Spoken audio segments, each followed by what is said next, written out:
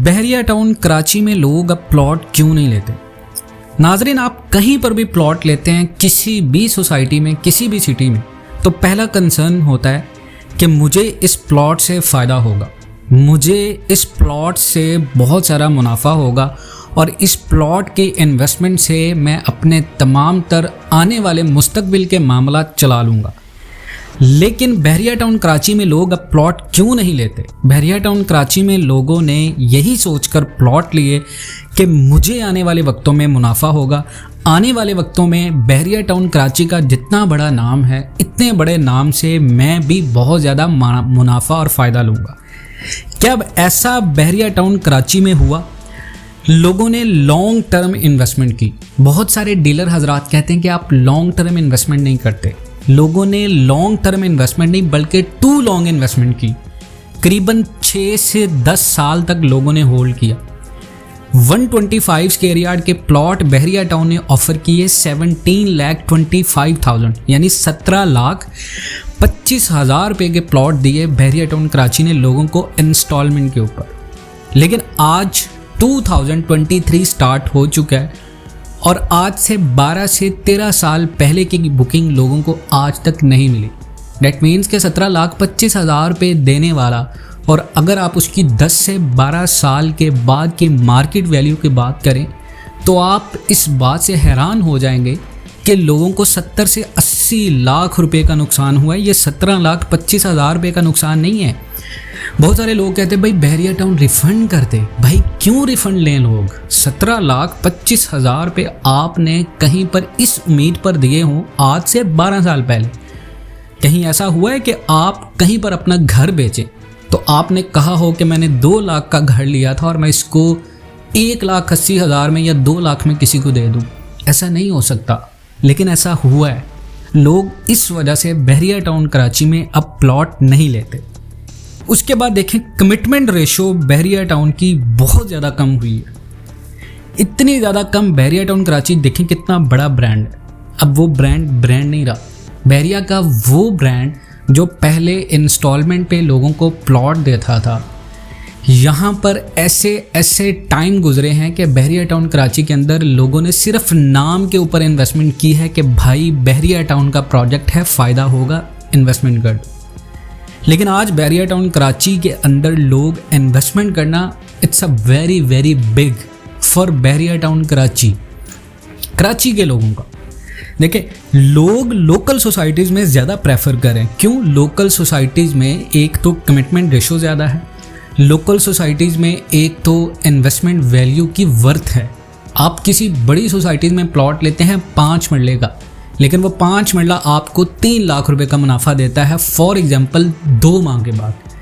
लेकिन उसके साथ साथ आप किसी छोटी सोसाइटी में प्लॉट लेते हैं, वो सोसाइटी आपको 3 माह के बाद 6 लाख का प्रॉफिट देती है। तो डेफिनेटली आप बड़ी सोसाइटीज़ में प्लॉट नहीं लेंगे। लोग अब सिर्फ सड़कों के ऊपर नहीं आते, लोग सिर्फ अब बड़े बड़े रोड्स, बड़ी बड़ी सारी चीज़ें नहीं मिलते। लेकिन वो प्रोजेक्ट बिल्कुल एक पैथेटिक टाइप प्रोजेक्ट है लोगों की नज़र में, जो लोगों को फ़ायदा नहीं दे रहा। एक आम इंसान को जहाँ पर फ़ायदा होगा वो वहीं पर प्लॉट लेगा। लिविंग एक्सपेंसेस कंट्रोल नहीं हो रहे। देखें, वही एक्सेप्टेड कि पाकिस्तान में इन्फ्लेशन है, लेकिन इसके साथ साथ बहुत सारी ऐसी सोसाइटीज़ हैं जो पाकिस्तान के अंदर मौजूद हैं, लेकिन जिनकी लिविंग कंट्रोल जो पॉलिसीज़ हैं वो इतनी ज़्यादा नहीं है जितनी बहरिया टाउन की हैं। बहरिया टाउन कराची के अंदर जितने भी मिडिल क्लास लोग हैं, अब उठा के देख लें हिस्ट्री, पिछले 6 से 7 माह के अंदर 6.7% बहरिया की रेजिडेंसी में फ़र्क आया।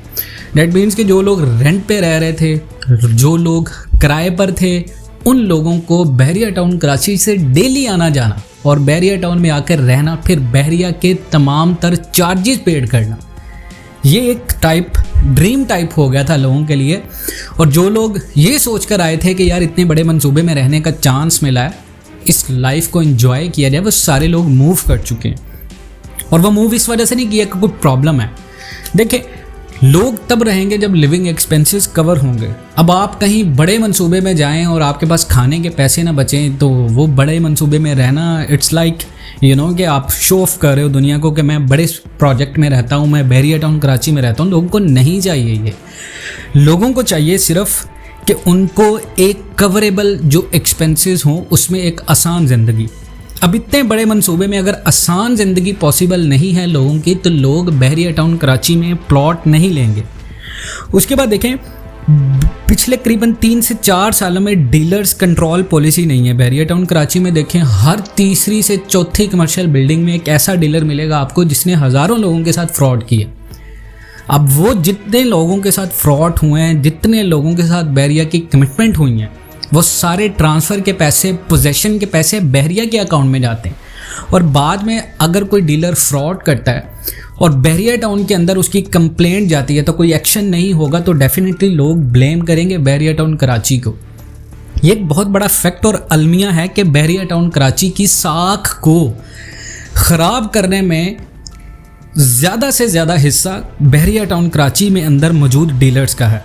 देखें, कराची के लोग बड़े मासूम हैं। कराची में आप देखें, पाकिस्तान का ट्रेड हब कहा जाता है, यानी कि लोग छोटी छोटी इन्वेस्टमेंट को इन्वेस्टमेंट करते हैं as compare to Lahoris, as compare to Rawalpindis, as compare to Islamabad. जो कराची के लोग हैं वो ज़्यादा इन्वेस्टमेंट की तरफ आते हैं, वो होल्ड नहीं करते चीज़ों को, इन्वेस्टमेंट करते हैं। लाहौर, इस्लामाबाद, रावलपिंडी में लोग ज़्यादा से ज़्यादा सेविंग को प्रेफर करते हैं, लेकिन कराची के अंदर लोग ज़्यादा से ज़्यादा इन्वेस्टमेंट करते हैं। और इन्वेस्टमेंट क्या है? अब इन्फ्लेशन का दौर है, महंगाई का दौर है, तो डेफिनेटली लोग प्लॉट की तरफ जाएंगे। और 8 से 10 साल पहले भी पाकिस्तान के अंदर इसी तरह महंगाई थी। महंगाई के अंदर लोग हमेशा प्रॉपर्टी खरीदते हैं और प्रॉपर्टी खरीदते हुए लोगों के साथ ये सब कुछ हुआ। अब कराची के लोग तो डेफिनेटली ट्रस्ट नहीं करेंगे। और उसके बाद देखें, बहरिया टाउन कराची में अगर आप प्लॉट ले भी लें, लोगों को, जैसे अभी बहरिया टाउन 2 लॉन्च हुआ है, बहुत अच्छा प्रोजेक्ट है, बहुत अच्छी अनाउंसमेंट की है बहरिया टाउन ने, लेकिन लोग इसमें इन्वेस्टमेंट क्यों नहीं कर रहे डरते हुए? क्यों? Because they are not confirmed कि the plots they will get in Bahria Town 2, that plot will not confirmed. इसका मतलब ये हुआ कि बहरिया टाउन कराची के अंदर जितने भी लोग पहले सरमायाकारी कर चुके हैं वो बहरिया टाउन 2 में प्लॉट नहीं लेंगे।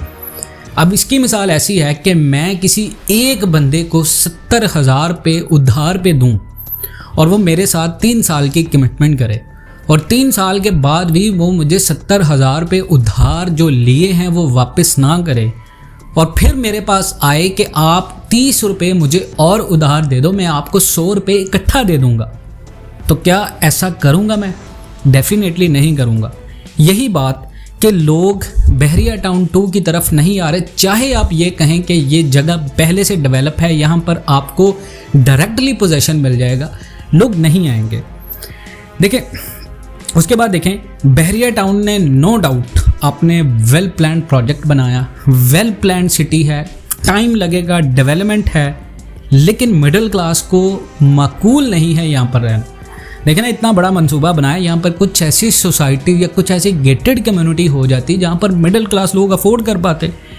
मिडिल क्लास को बहुत ज़्यादा मसाइल हैं, ज़्यादा मिडिल क्लास हर सोसाइटी में इन्वेस्टमेंट करते हैं। आप किसी भी सोसाइटी में देख लें, बड़े बड़े इन्वेस्टर आते हैं बड़ी इन्वेस्टमेंट में, लेकिन उसके मुकाबले में जो छोटी छोटी इन्वेस्टमेंट होती है वो बल्क में अगर जमा की जाए तो वो बहुत बड़ी इन्वेस्टमेंट बन जाती है। और वो बहुत बड़ी इन्वेस्टमेंट जो बहरिया टाउन कराची में आई, उस इन्वेस्टमेंट के साथ जो ट्रीटमेंट हुआ, जो लोगों के साथ ट्रीट किया गया, फॉरेन इन्वेस्टर्स शामिल थे, फॉरेन इन्वेस्टर्स को वेल ट्रीट नहीं किया गया।